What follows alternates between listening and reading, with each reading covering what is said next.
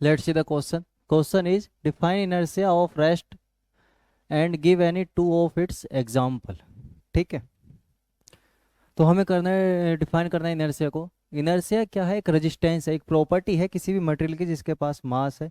ठीक है, तो ये प्रॉपर्टी ये है कि ये होने वाले चेंज का क्या करती है? अपोज करती है। जैसे कोई बॉडी रेस्ट पर है, ठीक है, तो वो रेस्ट पर ही रहना चाहेगी। वो अगर मैं उसे मोशन में लाना चाहूंगा तो मुझे उस पर मेहनत करनी पड़ेगी, मुझे फोर्स लगाना पड़ेगा, तब वो मोशन में आएगी। ठीक है, तो वो फोर्स या मुझे मेहनत जो करनी पड़ रही है वो किसके अपोज में करनी पड़ रही है? क्योंकि वो अपोज कर रही है रेस्ट में रहने का, वो सॉरी, मोशन में आने का। मैं उसे मोशन में लाना चाह रहा हूँ पर वो मोशन में नहीं आ रही, वो कहाँ रहना चाहती है? रेस्ट में ही रहना चाहती है, इसलिए वो अपोज कर रही है। उसी अपोज को कंपनसेट ओवरकम करने के लिए मुझे फोर्स लगाना पड़ रहा है, तो इसको हम बोल सकते हैं it is a resistance of body.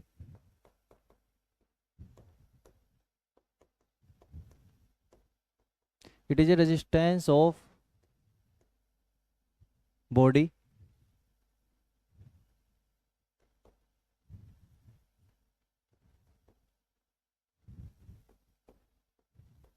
To change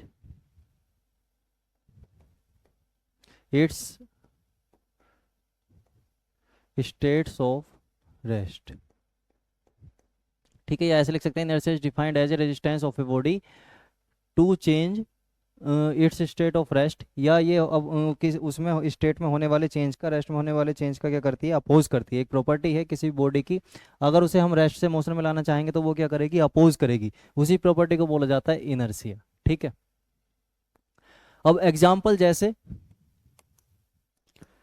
हम किसी कार में बैठे हैं, ठीक है, हम कार में बैठे हैं तो हम क्या है? कार हमारे लिए रेस्ट पर है, हम कार को देखेंगे तो कार कैसी लगेगी? रेस्ट पर लगेगी।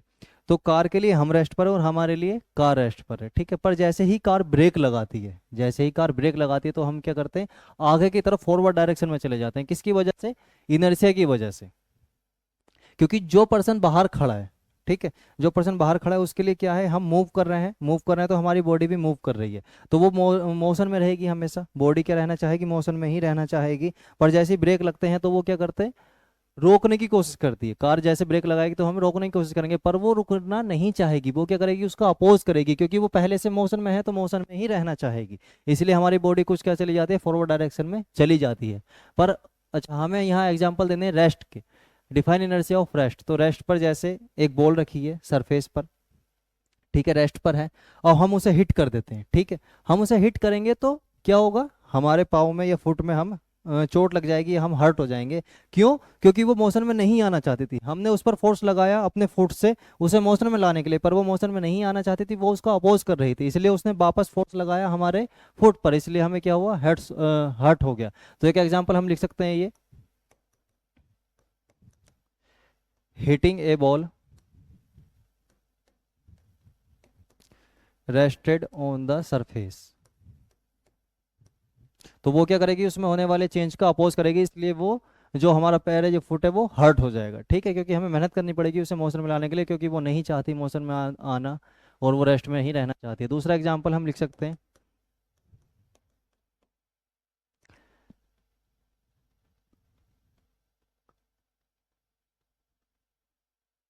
दूसरा एग्जाम्पल लिख सकते हैं हम, व्हेन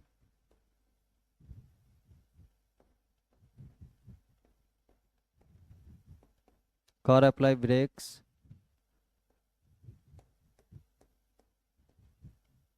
then body